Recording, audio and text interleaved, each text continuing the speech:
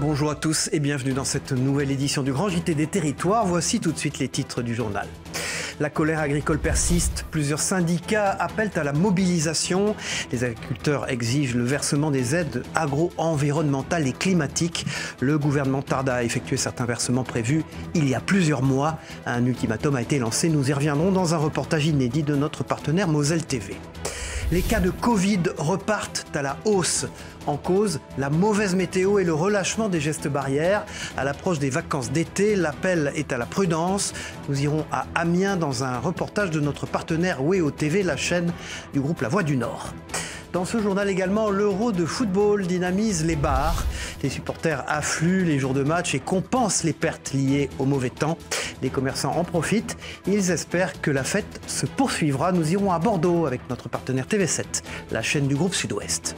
Et puis c'est un roman inédit, un roman d'été d'Antoine Sénanque, nommé Croix de cendre, un ouvrage fascinant qui nous emmène notamment sur les routes de France pendant l'Inquisition. Un livre parfait pour vos plages. Nous y reviendrons dans un reportage exclusif de Christophe Rigaud. Je vous l'annonçais dans les titres, la colère agricole se poursuit. À la suite d'un appel des syndicats, des mobilisations ont lieu un peu partout en France.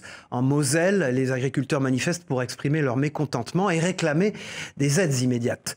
Le gouvernement n'a toujours pas effectué certains versements de la politique agricole commune, un montant qui dépasse plusieurs centaines de millions d'euros. Elisa Whitwish pour notre partenaire Moselle TV sur place, regardez. Déverser du fumier pour se faire entendre. Les jeunes agriculteurs mosellans ont manifesté leur ras-le-bol.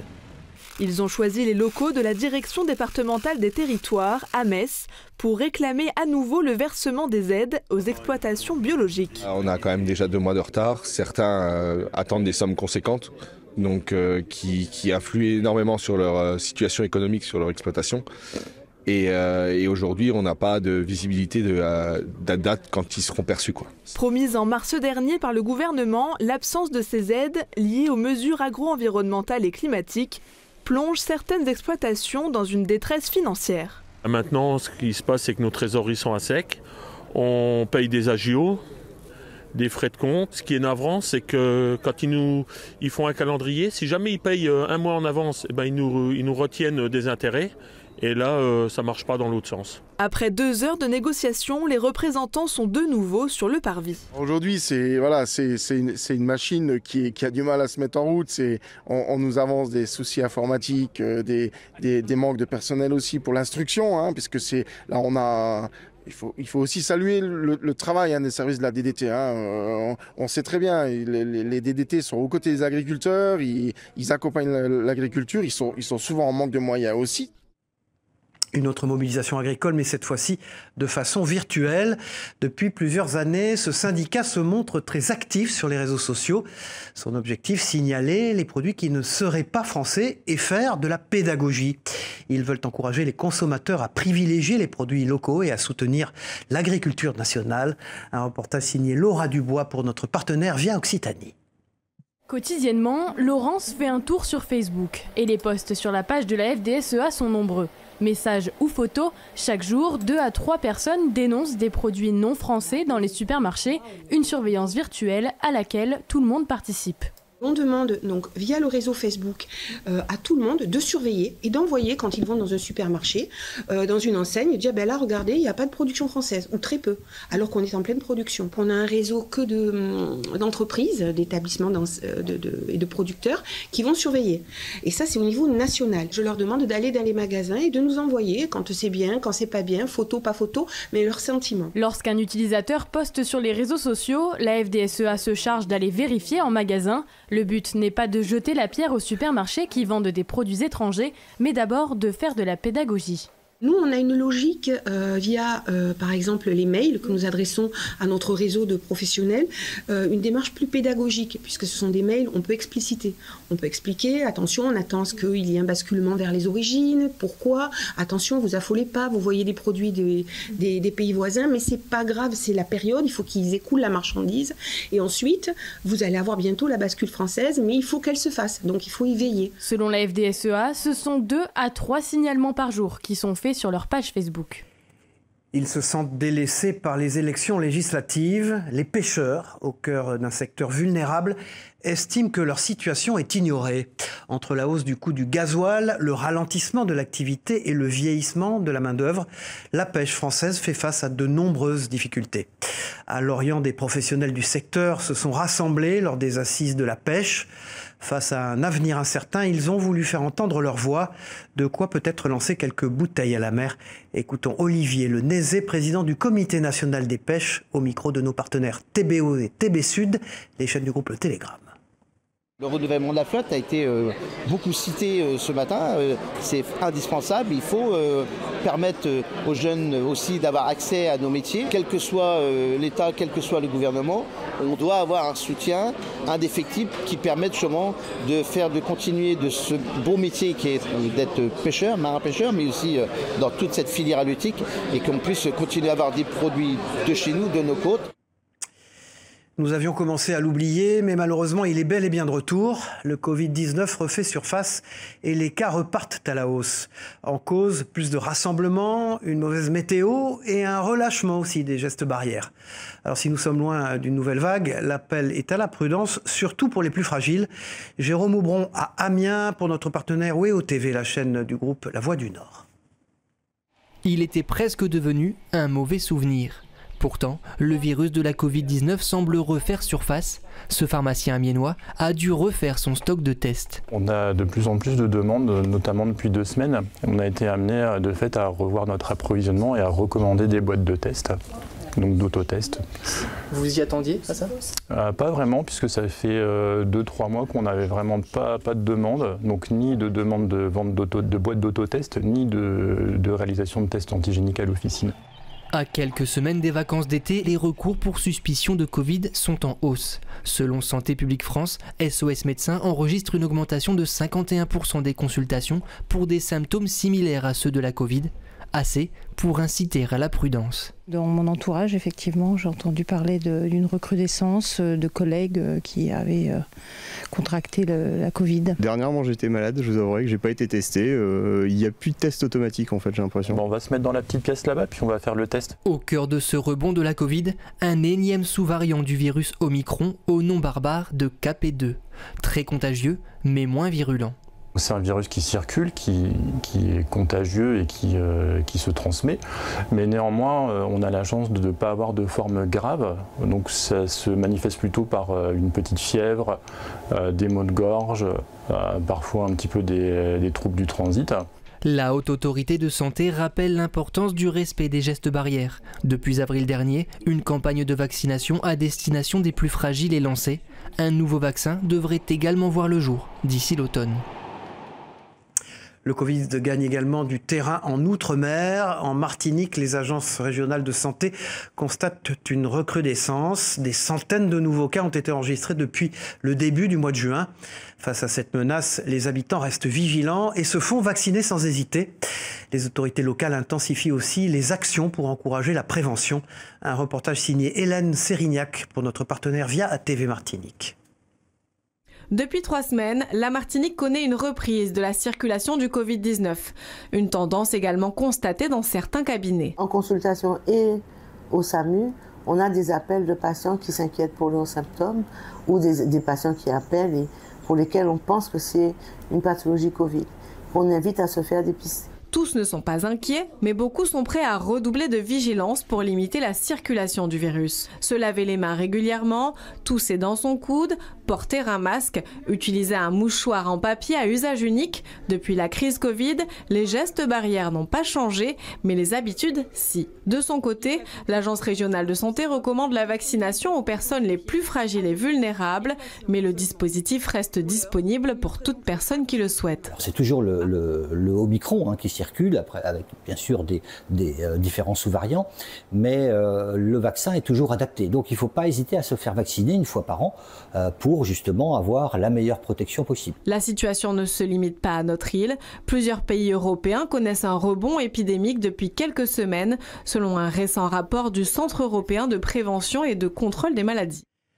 Et puis l'Euro de football offre aux brasseries une occasion en or pour attirer les supporters. Si l'affluence est modeste en temps normal, les établissements se remplissent lors de ces rencontres. Comme à Bordeaux, vous allez le voir, cette compétition est une véritable bouffée d'air frais pour rattraper les chiffres d'affaires perdus à cause du mauvais temps. Yvan Branchy et Thelma Kourali pour notre partenaire TV7, la chaîne du groupe Sud-Ouest en Gironde. Depuis quelques semaines, le téléphone n'arrête pas de sonner. Pour regarder le match ? Ouais, ça marche, pas de souci. Bah écoutez, on a une salle à l'étage pour justement le match, donc pas de souci.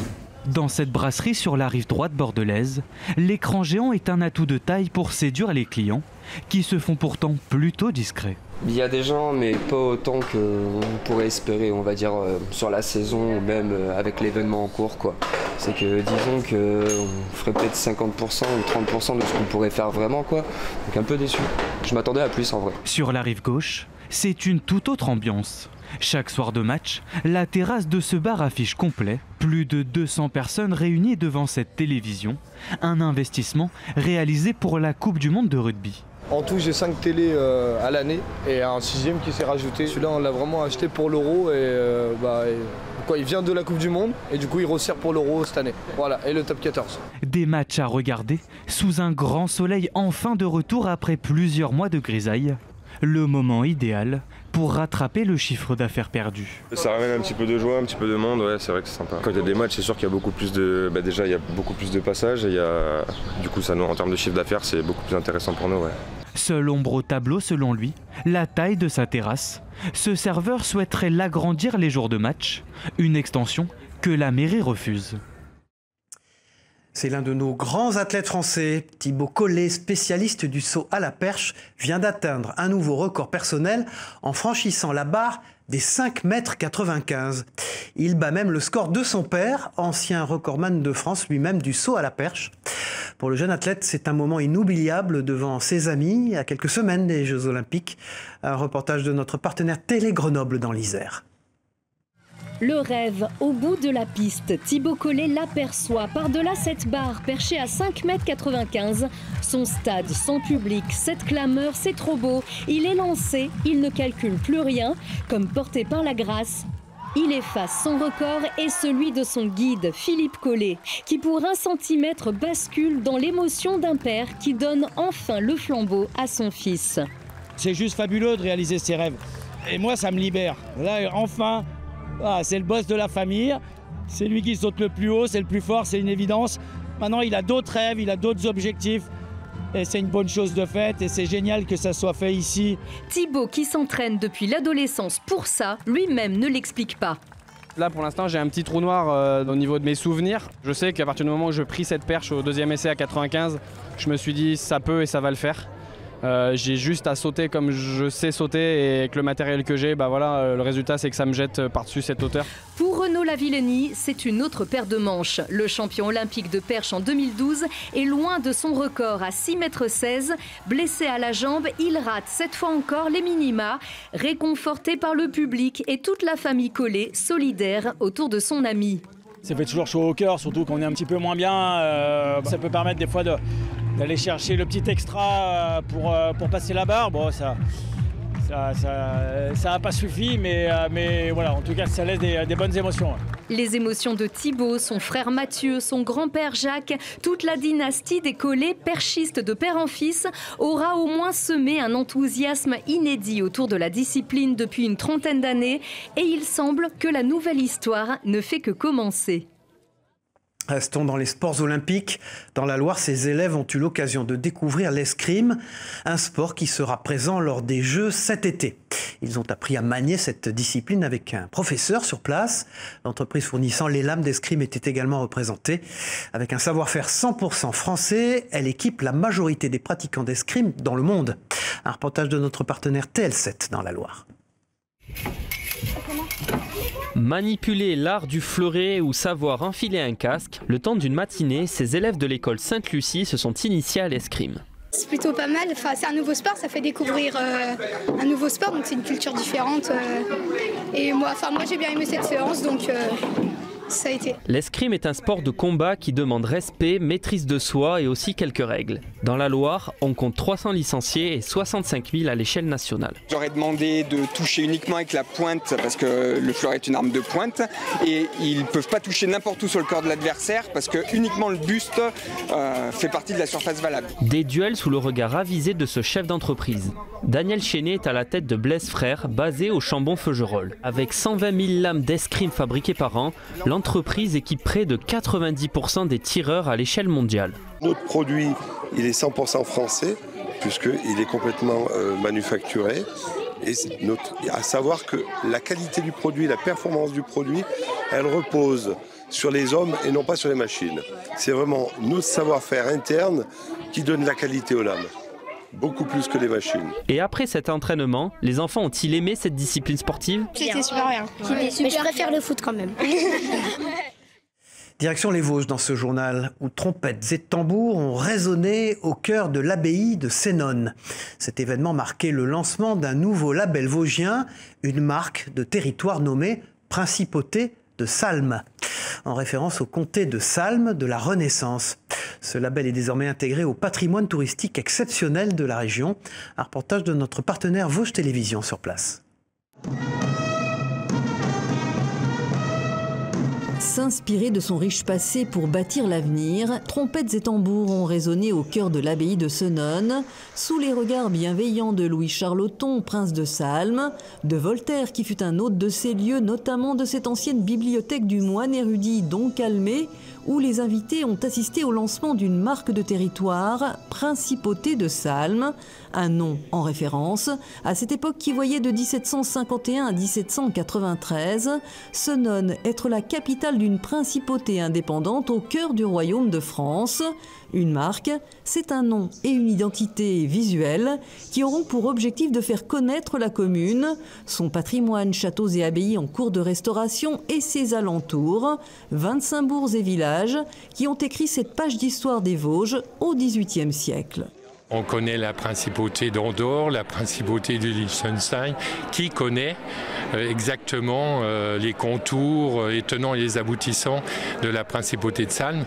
Même à l'école, ce n'est pas enseigné. Donc on veut réparer cet oubli. Et pour cette nouvelle marque vosgienne, Senones a obtenu le soutien de l'État via le laboratoire de la ruralité et des financements publics de l'opérateur national Atout France. Après un appel d'offres, c'est l'agence Alchimie de Saint-Dié des Vosges qui a décroché le marché, créé le label, son logo, sa couleur, un vert bleuté qui rappelle la nature vosgienne. La marque va désormais être diffusée. Dans un premier temps, on va mettre en place des outils digitaux, des outils imprimés qui vont permettre de donner vie à la marque Principauté de Salm. Et ensuite, on va la mettre à disposition de toutes les entités qui gravitent autour de la Principauté de Salm, que ce soit des acteurs économiques, que ce soit des artisans, des commerçants, ou comme je le disais, les anciennes communes qui faisaient partie de la Principauté de Salm. Et un autre enjeu principal, c'est de réussir à attirer aussi des nouvelles entreprises et des nouveaux habitants à venir sur place. Donc on est en train de travailler des outils dans cet esprit-là. 70 000 €, dont 45 000 de subventions, c'est le coût de la création de la marque Principauté de Salm, une voie princière sur laquelle s'est engagée la commune de Senones pour booster l'attractivité de son territoire. Et puis un conseil de lecture maintenant dans ce JT avec le dernier roman d'Antoine Sénanque, nommé Croix de cendre. Son nouvel ouvrage mêle roman d'aventure, fresque historique et polar médiéval. Il nous emmène sur les routes de France pendant l'Inquisition, mais aussi sur les routes de la soie en Crimée pour découvrir les origines de la peste noire. Un roman idéal pour cet été sur les plages. Un reportage exclusif de Christophe Rigaud. Regardez. Croix de cendre, le dernier roman de Pierre Sénanque, nous plonge en plein Moyen-Âge, le temps des calamités, de la peste noire et de l'Inquisition. C'est le siècle de la famine, d'un nouvel âge glaciaire qui fait que les loups sont dans les villes. C'est le siècle de la misère, de la guerre de 100 ans. Et c'est surtout le grand siècle de la grande peste noire du XIVe siècle qui reste le plus grand cataclysme qui a touché toute l'humanité. Donc c'est un siècle extrêmement obscur, mais au sein de cette obscurité, il y a des lueurs. Et c'est ces lueurs que j'ai voulu faire développer, on va dire, dans le livre. Et ces lueurs sont des lueurs spirituelles, c'est-à-dire avec des grandes figures spirituelles, notamment celle de Maître Eckhart, et de ces femmes merveilleuses qui étaient les béguines et qui ont un rôle à jouer important dans le livre. Vrai roman d'aventure et polar médiéval, Croix de Cendre est aussi nourri de la philosophie de Maître Eckhart, un des grands intellectuels du Moyen-Âge. Maître Eckhart prétendait que nous étions tous capables de Dieu, c'est-à-dire que l'homme était capable de devenir intégralement Dieu par adoption, ce qu'est Dieu par nature, et qu'il n'y ait pas de différence finalement entre l'individu humain et la déité. Et évidemment, cette ambition énorme était assez mal digérée, si on peut dire, par l'Église catholique, et c'est ce qui a expliqué son procès en Inquisition. Le roman nous amène aussi en Crimée, pendant le siège par les Mongols d'un comptoir génois, d'où serait partie l'épidémie de peste noire.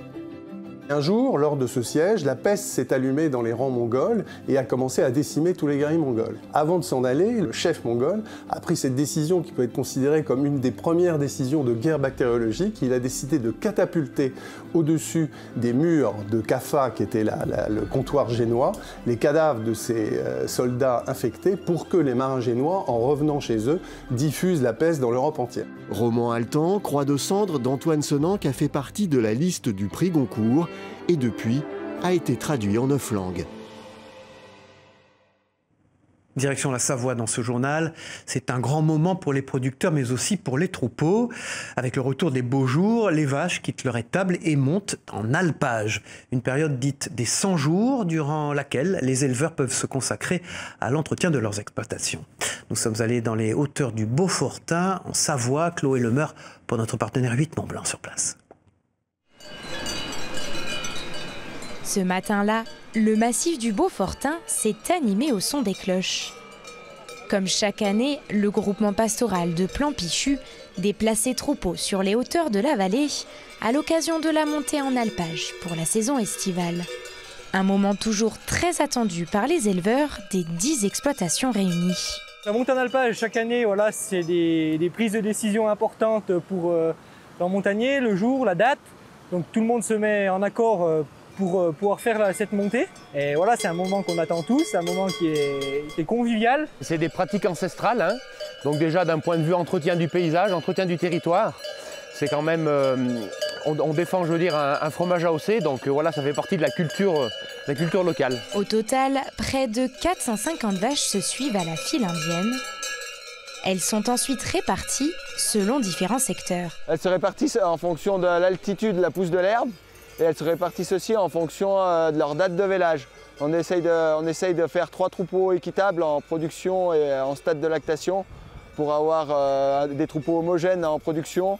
Une fois installés sur leur parcelle, c'est désormais l'heure de se régaler avec une herbe bien fraîche. Et c'est en compagnie de leurs gardiens, les bergers, qu'elles pourront continuer à profiter de ce repas gourmand durant 5 mois. C'est cet après-midi, après une pause bien méritée au chalet de l'Alpage, que l'équipe commence la première traite estivale. Pour certains, c'est d'ailleurs une première et l'expérience s'avère plutôt formatrice. C'est un peu stressant parce que toutes les vaches sont différentes, tous les éleveurs font différemment et tu le sens, les vaches elles sont pas habituées à comme ci, comme ça, du coup il faut s'adapter. Après 2h30 de traite sur les 3 troupeaux, il est enfin temps d'acheminer le lait en direction de la fromagerie. C'est ici qu'il sera transformé 2 fois par jour en Beaufort d'été, avec au total une fabrication de 1200 à 1300 fromages de caractère sur la saison estivale. Voilà, c'était un invité exceptionnel dans cette école en Haute-Marne. Le chef Papou Mundia Kepanga s'est rendu à Saint-Dizier pour sensibiliser les enfants à l'environnement. Il est aussi venu parler des traditions de sa tribu Wallis, l'occasion pour les plus petits de découvrir une nouvelle culture. Et ils ont été fascinés par ses récits et ses enseignements. Un reportage de notre partenaire Puissance TV sur place. Il est reconnaissable par son épine de porc-épic dans le nez et sa coiffe. Le chef Papou Mundia Kepanga était à l'école d'Hydro de Saint-Dizier auprès des primaires et des maternelles pour un cours pas comme les autres. Et vous avez raison, c'est bien le drapeau de mon pays. En 2 heures, les élèves ont pu découvrir ses coutumes et le quotidien de sa tribu Wallis en Papouasie-Nouvelle-Guinée. L'objectif de cette matinée est d'éveiller les consciences, de montrer aux enfants les enjeux environnementaux. Aujourd'hui, je vais rencontrer les élèves et d'une certaine façon, je vais leur donner des conseils sur la façon dont il me semble important de préserver l'environnement. Vous savez, je considère que les enfants sont comme des graines. Si vous les arrosez de bons conseils, ils vont grandir et devenir des arbres solides. Je vais leur donner des conseils tout simples. D'abord, je vais leur rappeler qu'il est important de préserver l'environnement, mais surtout, je vais leur dire de bien écouter leurs parents, bien écouter leurs professeurs, d'être des élèves sérieux et qui prennent soin de la nature, qui ont conscience de l'importance du respect pour les autres et pour la nature. Et pour ne faire plus qu'un avec la nature, les jeunes aidés par le chef Papou ont planté un arbre en plein milieu de leur cours de récréation. Les voilà désormais tous frères et sœurs de la nature dans la tradition Papou. Voilà, au revoir, c'est la fin de cette édition. Merci à vous de l'avoir suivi. On se retrouve très vite pour une nouvelle édition du Grand JT des Territoires. Au revoir à tous.